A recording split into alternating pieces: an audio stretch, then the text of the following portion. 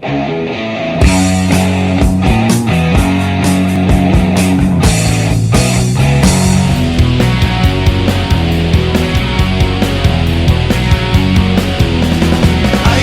wait to go outside today. Hi, this is Mike Bino from the band The Mike Bino Project. Mike Bino Project is made up of Tommy Earthquake Dowd on drums, Joe Fischetti on vocals, Mike LaPond on bass, and myself, Mike Bino, on guitar. You might know members of the band from previous projects they've worked on. Tommy Earthquake Dowd was in a band called Pierce. Joe Fischetti was in the band Suckerman, as well as his own solo project. Mike LaPond was in the band Symphony X, as well as Mike LaPond Silent Assassins, and myself you might know from such bands as Rattlebone, Accelerate, and Trippin' on Dolls. The Mike Bino Project was primarily developed as a band that was a hard rock heavy metal band. Thanks to adding Joe Fischetti into the band on vocals, we kind of spun the band into more of a pop, hard rock type sound with a lot of groove oriented music that I think really appeals to a larger majority of the listening audience. What makes the Mike Bino Project sound so unique is the fact that we come from very, very diverse backgrounds. Tommy Dowd, as a drummer, likes to bring in more of that 70s hard rock, classic rock sound. Mike LaPond, as many may know from his bands, is very much a well-versed professional bass player who goes and can play many different styles. Myself, coming from the various projects I've been in, likes to bring everything you can imagine, from funk to jazz to hard rock, heavy metal, and everything in between into the band.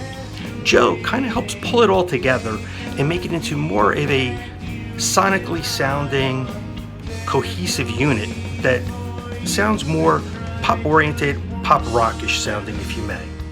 As the bands coalesced, we went from our first album, On the Verge of Reality, which was primarily a hard rock type sounding, to our new album, Dawn of a New Day, which if you were to listen to, I think we'd all agree, is more of a pop rock type album with a nice flair of catchy, hooky type of songs with cool choruses that really pulls a member into the mix of how we as a band wish people to hear the songs.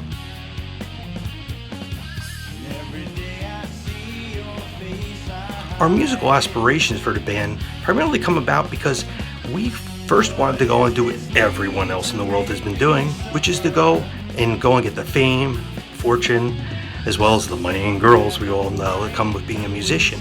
But for some reason, as we've developed, our real goal is to go and make interesting, exciting music for people to listen to. Hopefully, upon listening to our music, you'll agree that we've kind of hit upon a certain type of, I wouldn't say formula, but a technique to really go and show all of our strengths as a band and also as songwriters.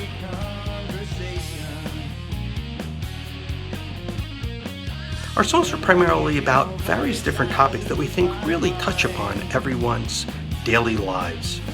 The opening track, Undercover, is a song basically showing how for some of us, we really kind of get lost in our day-to-day lives and how we can go and aspire to go and relax a little bit, lose ourselves a little bit in the day, and go back to that childhood days that we had where we would go and just enjoy the day and let stress and all the pressures of life kind of slip on by from us. Our song, How Long, is a song basically of longing for the relationship. How long will it be for us to go and keep going? How long will it be till we go and aspire to the next level of the relationship? Our song, Misguided Ones, is a song basically about people that kind of are losing their ways a little bit, that aren't sure where things are really going and have lost track of what's really important to themselves. Our song, Dawn of a New Day, the title track, is basically saying that in the future things will get better and look forward to what could be coming down the road in the future.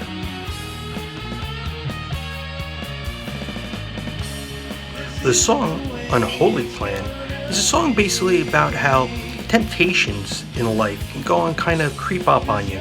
You don't realize that some of these temptations can really go and pull you away from what's important to oneself.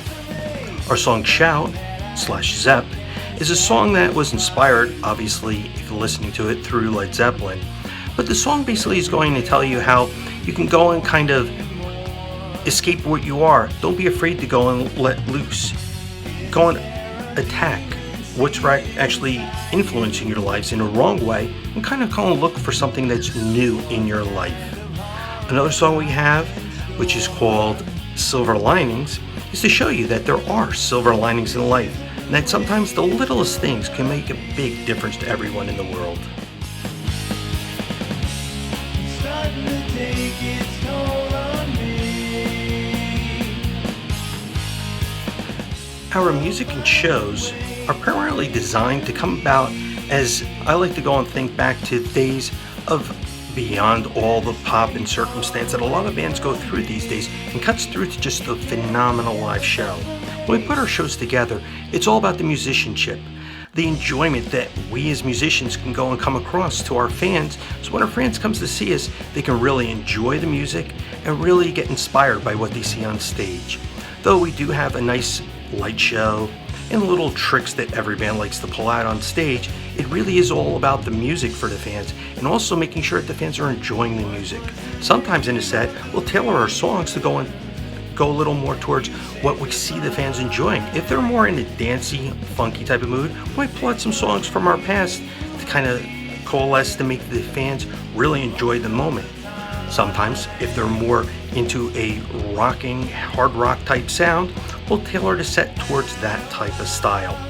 Our shows always change. We never try to keep the same set, same style of everything. It's all about progressing, moving along, and bringing the fans along with us into that new level that we're looking for.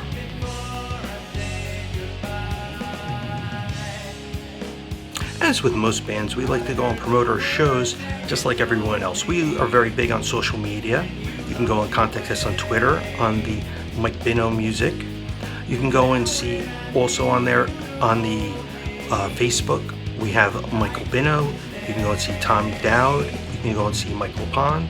You can also see Joe Fischetti on our Facebook pages. Promotion has probably changed a lot over the years. Before, it was very easy to go out there, meet and greet with people at shows, invite them by word of mouth. Radio stations were very promising in promoting the shows. But as time has changed, social media has been a way, and it's also, truthfully, about now fans going and being on YouTube and getting a chance just to go and click on the video that they might not have seen before. Hopefully the music entices them to come to a show, and once they're at a show, for them to help with the promotion, to pull fans in. It's a different time, and that's why you see the music industry has changed from how the large record labels and radio stations were to what we have as today, and who knows what tomorrow brings. But for us, it's all about the fans. We've been lucky enough to have a wonderful fan base that really comes along and pushes us to the next level of, I won't say fame and fortune, let's say musical endeavors. A day in the life of our band is a little different for us. Because of the fact that most of us are in other projects as well as the Mike Bino project, and because most of us don't necessarily live in the same area, it makes it very interesting. Our singer Joe Fischetti recently moved from New Jersey all the way down to Florida. So band practices, as you can imagine, become a little difficult for people. Mike LaPon, lucky enough, with his bands, gets a chance to tour all over the world.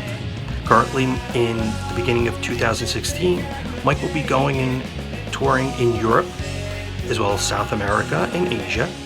And with his solo band, he'll be touring across the US. Tommy is well known in the New Jersey area as running a phenomenal drum lesson, rehearsal, and recording studio called Earthquake Studios, where you can go and catch him on most days giving lessons to aspiring drummers who love to go and learn his phenomenal techniques, as well as purchase his drum book that goes and teaches students various new techniques to help improve their drumming techniques. For myself, I'm primarily involved in a lot of the writing and recording of our music, so I spend most of our days going and trying to come up with the next new song that we hope will go and be a smash hit. Some advice I could go and give to some of the new up-and-coming bands that are trying to come out. The most important thing I think for any band is for everyone to be able to communicate and get along and listen to each other. One of the problems you see with a lot of bands, especially the larger bands, is that once they achieve some fame, Most people go and will listen to the other members and think they know what's best for the band. I think that if everyone in the band communicates, has an equal say in the band, and also can go and contribute, you're going to have a happy, cohesive unit. Also, don't go and try and chase the current fads that's out there. Every time you chase a fad, it's over by the time you finish recording your new song, and you can't really catch that little wave of success. What I think is you need to stick with what's true to you and go and really look at what makes you so special as a musician and try and get that across to your fans. And as you'll see, I'm sure success will come if you're true to yourself. For me, music basically affects everyone in a certain way. I really believe that music is the core to living. That without music, you really don't enjoy life the way it is. It doesn't matter where you are in the world, what style of music you like, somehow those musical notes really touch you in your heart and really get you to go and enjoy life the way it is. Some music obviously can go and get you pumped up, can get you excited, but still it provides a core emotion inside of you. And I think that's the thing that a lot of people lose track of, that it's not necessarily the song itself, it's how the song touches individually each person. And I think that that is really important. Sometimes when you're in a sad mood, you're listening to sad music in a minor key type of thing. When you're in a happy mood, you listen to those major key type of songs that really can pull you along. Music is for the individual. There's no way you can tell someone they will like this. They themselves have to let the music touch them in a way that really goes and pulls it across to them. The music I'm currently listening to might come across a little strange for a lot of people, but I listen to all styles of music. I was listening to the current single that everybody's been talking about since the fall, Come On, Shut Up and Dance With Me, which obviously is a good, nice little pop hit. I'm listening to the new Prince album because I am a giant Prince fan. I love Frank Zappa and love the instrumental work that he does on the new album Live at the Roxy. I listen to heavy metal too, the new Megadeth, the new Symphony X with Mike LePond on it. I listen to hair metal. I listen to classic rock, like the new Led Zeppelin reissues. Primarily, you can see I go and have a wide range of music that I try to listen to for everything. So what I try and tell everybody to do is not listen to one style, try and get lots of styles. It really exposes you to see what everybody is listening to, and also to go and get some new ideas for yourself if you are a musician. Who would I like to go and have lunch with, living or dead? Well, if I had my choice and it had to go and be a musician, I would love the chance to go and meet Randy Rhoads, who died in 1982 and was the guitar player for the Ozzy Osbourne band, and most of us know from the classic song Crazy Train. I'd love to meet him, not only just as a fan of his music, but I'd also like to go and meet him because he was a phenomenal teacher before he became famous, and to learn some of his techniques from him, and also what caused them to get the inspiration for a lot of his music. If I was looking for a living person right now that I meet, I'd love to go and meet Jimmy Page from Led Zeppelin. Jimmy was not only a phenomenal guitar player, but was also a phenomenal producer for his band. And most of the songs we know, he was able to develop lots of interesting studio techniques that at a lot of times we take for granted with our new Pro Tools, computer technology. But what he was able to achieve in the 60s and 70s, to this day, still sounds amazing. And just to get a chance to sit there and talk with him and get some of his techniques. And of course, for those of us that are Led Zeppelin fans, here's some of those wild and crazy stories that they used to have back in the day.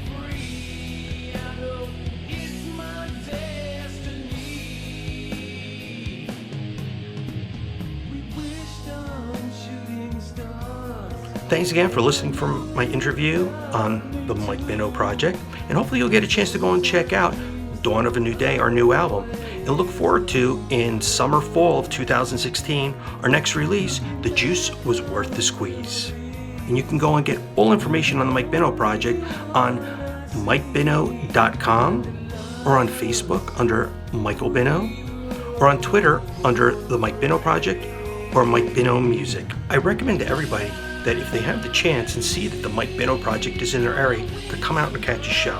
I promise you that in no way will you come away disappointed. Though we might not be able to play your favorite song due to time constraints, we really do try to go and make it for the fans. A Mike Bino Project show will always put a smile on your face, and you'll always be talking about it. It's never a dull moment. And not only that, We promise after every show, we make time to go and meet and greet with the fans. And unlike a lot of bands, there's no cost to go and meet with us. It's a nice hearty handshake, an autograph, a picture, anything we could do to go and make your day even more enjoyable. So the next time you see that we're in town, please come out and enjoy us and say hi. Thanks, and have a good day.